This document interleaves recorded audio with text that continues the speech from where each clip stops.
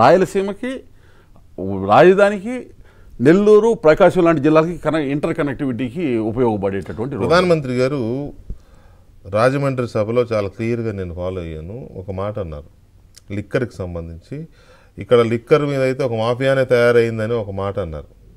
ఇది జరుగుతున్న దోపిడీ, ఈ అక్రమ సారా, ఇవన్నీ ఆయన మాఫియా అనే పదం వాడారు ఆ రోజున. సో వాటి మీద ఎలా ఉండే అవకాశం ఉంది కేంద్ర ప్రభుత్వం యొక్క వైఖరి? ఆయన ఈ ఎలక్షన్ అయిన తర్వాత మోడీ గ్యారంటీ కరప్షన్ మీద ఉక్కుపాదం అనేటటువంటి దానిలో ఫస్ట్ కేసు ఆంధ్రప్రదేశ్ నుంచి తీసుకుని టేకప్ చేసే అంశం అదేనని నేను భావిస్తున్నా. దాంతోపాటు పవర్ ప్రాజెక్టుల మాటన లక్షలాది ఎకరాల దోపిడీ ఏదైతే జరిగిందో దానికి సంబంధించినటువంటి అంశం, ఈ రెండు అంశాలు చాలా ప్రయారిటీగా ఉండేటటువంటి పరిస్థితి అయితే మటుకి కరప్షన్కి సంబంధించి మాకు ఆయన మాట్లాడినటువంటి మాటలు ఒక ప్రధానమంత్రి స్థాయిలో ఆయన ఇచ్చినటువంటి స్పీచ్లో స్పష్టంగా ఆ రెండు అంశాల మీద దృష్టి ఉన్నట్టు. రాష్ట్రం చాలా నాశనం అయిపోయింది కదా, తెలిసింది. అప్పుల పాలైపోయింది. తర్వాత అభివృద్ధి లేదు, ఖజానా ఖాళీ అంతా అయిపోయింది కదా. ఏమాట కామాట 2014 నుంచి 2019 వరకు డివల్యూషన్ ఆఫ్ ఫండ్స్లో కానీ, లేకపోతే ఉదాహరణకి ప్రధానమంత్రి ఆవాస్ యోజన కింద, లేకపోతే టిడ్కో దీని కింద ఇళ్ళు కేటాయింపులో కానీ వెంకయ్యనాయుడు గారి కృషి కావచ్చు, ఏదైనా మేజర్ పోర్షన్ ఏపీకి వచ్చినాయి, నో డౌట్. దాన్ని మనం ఖచ్చితంగా అంగీకరించే టాయిలెట్స్ కానీ ఇటువంటి చాలా జరిగినాయి. రేపు కూడా నిధుల allocation of devolution of funds కొంత ఎక్స్ట్రా ఇవ్వడం, ఇలాంటివి ఎంతవరకు ఉండే అవకాశం ఉంది సార్? వాస్తవానికి ఈ 5 సంవత్సరాల్లో వచ్చినటువంటి ఫండ్స్ మీరు చూస్తే వచ్చినాయి 5.5 లక్షల కోట్లు కదా. 5.5 లక్షల కోట్ల కేంద్ర గ్రాంట్లు కానీ, డెవల్యూషన్ ఆఫ్ ఫండ్స్ కానీ, ప్రాజెక్ట్స్ రూపంలో కానీ వచ్చింది. ఒక్క ఎగ్జాంపుల్ చెప్తాను సార్. 2004-14 మధ్యన ఆంధ్రప్రదేశ్కి సగటున 880 కోట్లు రైల్వే ప్రాజెక్టుల కింద కేంద్ర ప్రభుత్వం నుంచి వచ్చేయండి యావరేజ్న. ఇవాళ ఎంతో తెలుసండి? 7,500 కోట్లు. ఈ సంవత్సరం ఎంతో తెలుసండి? 9,800 కోట్లు. ఇక్కడ 880. అయితే ఇక్కడ సమస్య కోటిపల్లి, నరసాపురం ల్యాండ్ ఇవ్వడం, మీరు నడికుడి, కాళహస్తి, అది వేగంగా పూర్తి చేసేదానికి కేంద్ర ప్రభుత్వం చూస్తే ఆయన ల్యాండ్ ఎక్కడ ఇవ్వాలో ఆయన షేర్ ఆఫ్ అమౌంట్ స్టేట్ నుంచి పెట్టాల్సిన దానికి సంబంధించి మాట్లాడడం.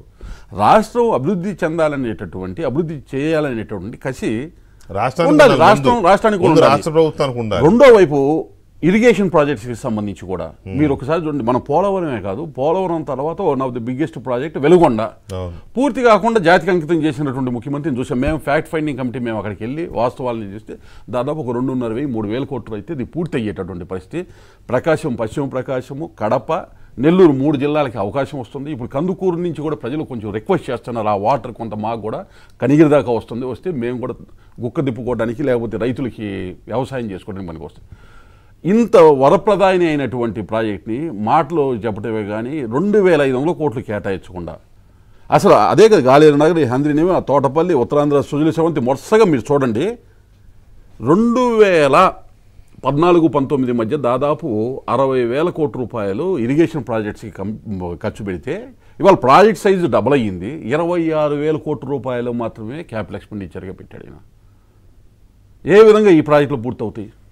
వాటి మీద దృష్టి పెట్టాడు. ఒకవైపు రాష్ట్రం దృష్టి పెట్టాల్సిన అంశాలకు సంబంధించి బాధ్యత తీసుకుంటాం, కేంద్రం నుంచి సంబంధించిన అంశాల్లో కూడా క్యాపిటల్ ఎక్స్పెండిచర్ మీద జగన్మోహన్ రెడ్డి గారు పెట్టిన దృష్టి కానీ లేదా ఆ బడ్జెట్లు కానీ చూస్తే కడుపు చించుకుంటే కాళ్ళ మీద పడుతుంది. కాబట్టి ఎంత తక్కువ ఆలోచిస్తే అంత మంచిది మనకి, రైట్? అయితే ఇక్కడ నేను అనేది ఏంటంటే, సరే ఇదంతా జరిగింది, కేంద్రంలో కేంద్ర ప్రభుత్వానికి కొన్ని ప్రయారిటీస్ ఉంటాయి. ఇప్పుడు ఆర్టికల్ 370 కావచ్చు, లేదా రామ్ మందిర్ కావచ్చు, అదేది బుర్కా సంథింగ్, బుర్కాదేం లేదు అప్పుడు త్రిబుల్ తలాక్ ఇట్లాంటి కొన్ని ప్రయారిటీస్ ఉంటాయి, చేశారు. ఆ చేయడానికి లోక్సభలో కంఫర్ట్ ఉన్నారు కదా, ఓకే. రాజ్యసభలో కొంత ఇబ్బంది అయినా అందరినీ కలుపుకుపోయారు, మెప్పించారు, ఒప్పించారు, మొత్తానికి కోఆర్డినేషన్తో చేసుకున్నారు.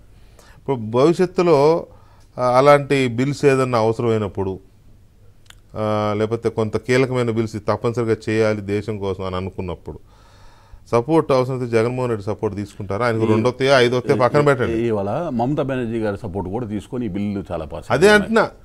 కాబట్టి ఇక్కడ 2 వ్యవహారాలు అంటే రాజకీయ క్షేత్రంలో పొలిటికల్ పార్టీస్ వ్యవహరించే తీరానికి ఫ్లోర్ మేనేజ్మెంట్కి సంబంధించినటువంటిది కంప్లీట్ డిఫరెంట్ ఆస్పెక్ట్స్.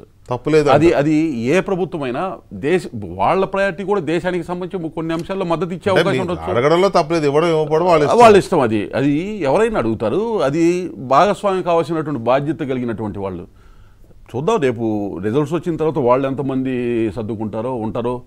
ఈ ఇష్టం వచ్చినట్టు మార్చుకున్నారు కదా వీళ్ళు కూడా. దాని గురించి ఆ రోజు చూద్దాం.